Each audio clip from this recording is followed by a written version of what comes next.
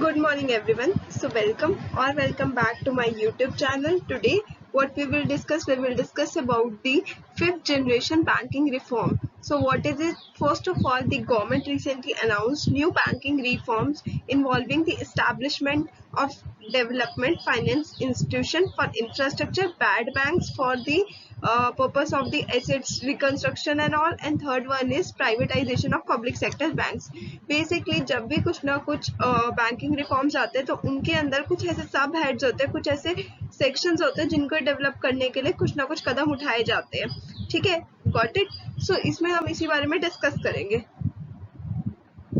इसके जो है ये तीन मेन एस्पेक्ट्स है, मैं दोबारा बता देती हूँ. डेवलपमेंट फाइनेंस इंस्टीट्यूशन, बेसिकली एक इंफ्रास्ट्रक्चर को डेवलप करने के लिए एक डेवलपमेंट फाइनेंस इंस्टीट्यूशन डेवलप किया जाएगा. इसके अलावा बैड बैंक्स के लिए भी बैड बैंक्स डेवलप किए जाएंगे, जिसके अंदर क्या होगा कि वो प्राइवेट और पब्लिक सेक्टर के जो और बैंक्स होंगे उनके जो बैड डेब्ट्स होने वाली या ऐसी चीजें जिनसे उनको दिया हुआ पैसा रिकवर करना मुश्किल हो रहा होगा, तो वो एक सस्ते रेट्स पे इन लोगों को बेच देंगे. वो भी एक काफी वास्ट कॉन्सेप्ट है, हम आगे आने वाले वीडियो में पढ़ेंगे.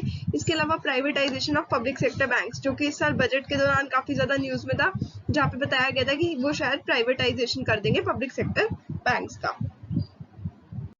सो अगर हम इंडियन बैंकिंग सेक्टर्स के रिफॉर्म्स की बात करें तो फर्स्ट जनरेशन में क्या था, ये प्री इंडिपेंडेंस से पहले का था. ओके, ऑलराइट, मैं यहाँ पे आपको दिखा देती हूँ. ये रहा, जो कि 1947 के आसपास था, जिसमें देखा गया कि बहुत सारे छोटे छोटे बैंक्स थे, वो क्या हुए, वो उभर के आए सामने. इसके अलावा हमने क्या देखा था, हमने देखा था कि जब वो बैंक्स आए, छोटे छोटे बैंक्स, तो उसमें क्या होता था कि जिनकी पहुंच होती थी सिर्फ वो लोग तो कहीं ना कहीं से उधार अरेंज कर लेते थे, बट जिनकी पहुंच नहीं होती थी वो काफी ज्यादा पीछे रह जाते थे. तो ऐसी कुछ ना कुछ लैंडिंग मतलब इंटरकनेक्टेड लैंडिंग प्रॉपरली नहीं हुई. इसके अलावा कुछ फ्रॉड्स भी देखे गए इंटरनली, जिसकी वजह से ये जो हम कह सकते हैं, ये जो जनरेशन थी इसमें काफी ज्यादा ड्रॉबैक्स देखी गई. नेक्स्ट अगर हम बात करें सेकंड जनरेशन, ये क्या है, 1947 से 1967 के बीच का है. इसके अंदर क्या किया गया, इसके अंदर मेन फोकस किया गया कि रिटेल डिपॉजिट्स, जैसे कि हम जो नॉर्मल जो लोग हैं, जब पब्लिक जा जाके अपने अपने लेवल पर, रीजनल लेवल पर जब बैंक्स में डिपॉजिट करती है, तो उस चीज को कहा जाता है रिटेल डिपॉजिट्स. ठीक है, तो उसका मेन मोटिव ये था कि ऐसे रिटेल डिपॉजिट्स के सोर्सेज को क्या करना, अच्छे से मोबिलाइज करना, उसको अच्छे से इकोनॉमी में सर्कुलेट करना. राइट. अब इसमें क्या देखा गया, इसमें देखा गया कि बैंकिंग सेक्टर जो था, उन्होंने सिर्फ फ्यू बिजनेस फैमिलीज पे फोकस किया. जैसे कि आज के टाइम में बोला जाता है कि सारा फोकस तो अंबानी अडानीज पे है, ऐसे ही उस टाइम पे भी देखा गया कि उस टाइम पे भी कुछ फ्यू बिजनेस फैमिलीज से सिर्फ वहीं पे ही पैसा मोबिलाइज होता गया, उन्हीं को ही पैसा दिया गया, और एग्रीकल्चर को एक तरीके से नेग्लेक्ट कर दिया गया, जिसकी वजह से माना जाता है कि यही वो एरा था जिसकी वजह से हमारा इंडियन एग्रीकल्चर काफी पीछे रह गया. ठीक है. नेक्स्ट अगर हम बात करें थर्ड जनरेशन की, तो ये 1967 से 1991 का था. 1991 में क्या हुआ था, एलपीजी रिफॉर्म्स आए थे. ठीक है, राइट. तो उससे पहले क्या किया था कि गवर्नमेंट ने सक्सेसफुली क्या किया था, एक चेन बना दी थी लिंक इंडस्ट्री के बीच में और बैंक्स के बीच में, जिसके अंदर 1991 से पहले तक 20 बैंक्स, जो देश के बड़े बड़े बैंक्स थे, उनको नेशनलाइज कर दिया गया था. ये भी एक अलग स्टोरी है, इसको भी हम कभी डिस्कस करेंगे. अगर आप सुनना चाहते तो प्लीज कमेंट सेक्शन में बताना, मैं आपको पूरी ये नेशनलाइजेशन ऑफ बैंक्स कैसे हुआ, मैं वो सब आपको डिस्कस कर लूंगी. ठीक है. तो उसमें देखा गया कि उसमें जो प्रायोरिटी थी, उसमें लैंडिंग सेक्टर को प्रायोरिटी दी गई कि हाँ, हम वहाँ पे देखेंगे. अब इस इनिशिएटिव का रिजल्ट क्या हुआ कि जो क्लास बैंकिंग, यानी जो कुछ पर्टिकुलर फैमिलीज तक जो बैंकिंग की जो फैसिलिटीज थी वो सीमित थी, उनको अब क्या किया गया, मास बैंकिंग पे लाया गया, यानी एक पब्लिक प्लेटफॉर्म, पब्लिक लेवल पर लाया गया, जिससे कि एक पॉजिटिव इम्पैक्ट हुआ. रूरल इंडिया तक भी बैंकिंग की जो सेवाएं थी वो पहुंच पाई. इसके अलावा हम देख सकते हैं कि एग्रीकल्चर लेवल में भी कहीं ना कहीं क्रेडिट फ्लो हमने देखा. तो ये इसकी कुछ अच्छी बातें थी थर्ड जनरेशन में. राइट. अब अगर हम बात करें फोर्थ जनरेशन की, तो इसमें क्या हुआ, इसमें इंडियन बैंक्स, उन्होंने देखा कि जो रिफॉर्म्स थे उसमें क्या मेन फोकस क्या किया गया 1991 से अब तक में, कि कुछ फ्रेश बैंक एग्जिस्टेंस में आए, फॉरेन बैंक्स भी एग्जिस्टेंस में आए, उनको लाइसेंसेस दी गई. इसके अलावा प्रूडेंशियल नॉर्म क्या होते हैं, मैं आपको बता देती हूँ. प्रूडेंशियल नॉर्म्स वो होते हैं जो लोन्स और एडवांसेस से रिलेटेड होते हैं, just like your bank is giving loan to us. Right. तो उसके अलावा क्या होता है कि जब बैंक हमें लोन दे रहा होता है, तो कहीं ना कहीं उसके साथ कुछ रेट स्पेसिफाई करता है, कुछ नॉर्म स्पेसिफाई करता है. तो वो जो लेंडिंग से रिलेटेड जो नॉर्म्स होते हैं वो प्रूडेंशियल नॉर्म्स के अंदर आते हैं. राइट. इसके अलावा इसमें फोकस किया गया था कि कॉर्पोरेट सेक्टर और गवर्नेंस की जो प्रैक्टिस है उनके बीच में एक अच्छा लिंक भी डेवलप किया जाए और उनका इम्प्लीमेंटेशन भी हो जो पॉलिसीज बन रही हो, राइट। अब इस रिफॉर्म से क्या हुआ, इस रिफॉर्म से कंपटीशन आया, जैसे कि मैंने आपको बोला 1991 के बाद फॉरेन बैंक्स भी एग्जिस्टेंस में आ गए, लाइसेंसिंग दोबारा की गई, लाइसेंस दिए जाने लग गए, फ्लेक्सिबिलिटी दी जाने लग गई, कहीं ना कहीं बैंक्स को उनके ओन इंडिपेंडेंस दी गई, कहीं ना कहीं एक हम कह सकते हैं वो लीवरेज दिया गया, ठीक है।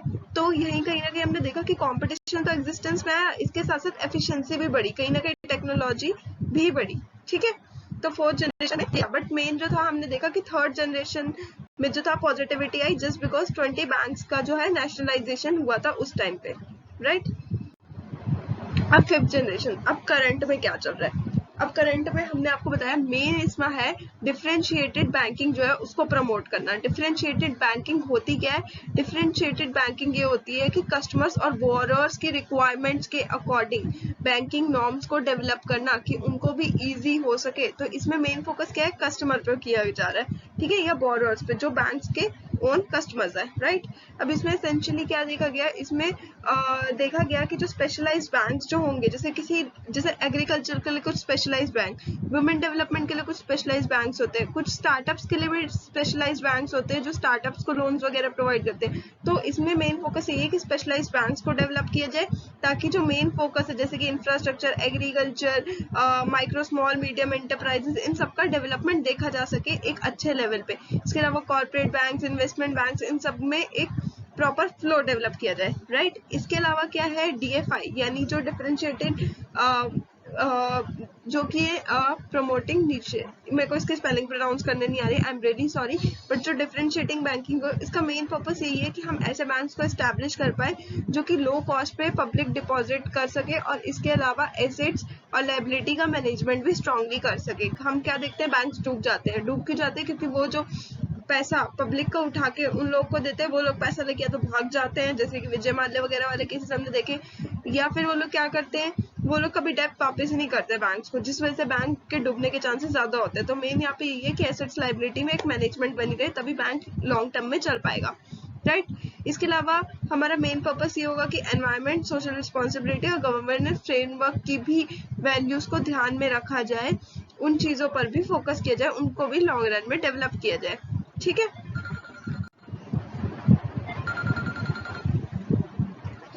अब कंक्लूजन क्या निकल के आता है कि करंट चैलेंजेस ये है कि ये जो ऑनगोइंग कोविड-19 का पैंडेमिक है, इसके अकॉर्डिंग हमें क्या करना चाहिए, हमारा इंटेंशन जो है वो शिफ्ट होना चाहिए मैन्युफैक्चरिंग बेस्ड इंडिया की तरफ, ठीक है। इसे it is essential to say yes to the fifth generation banking norms, क्योंकि इसमें नीड ऑफ द आवर है, हमारी नीड के अकॉर्डिंग ही ये बैंकिंग नॉर्म्स जो है डेवलप किए गए हैं। अगर हम इन चीज़ों को कहीं ना कहीं एक्सेप्ट करेंगे, हम इन चीज़ों में कहीं ना कहीं कोऑपरेशन देंगे, तभी उसके बाद ही ये चीज़ें आगे आने वाले टाइम में हमें लॉन्ग टर्म में फ़ायदा दे पाएंगी।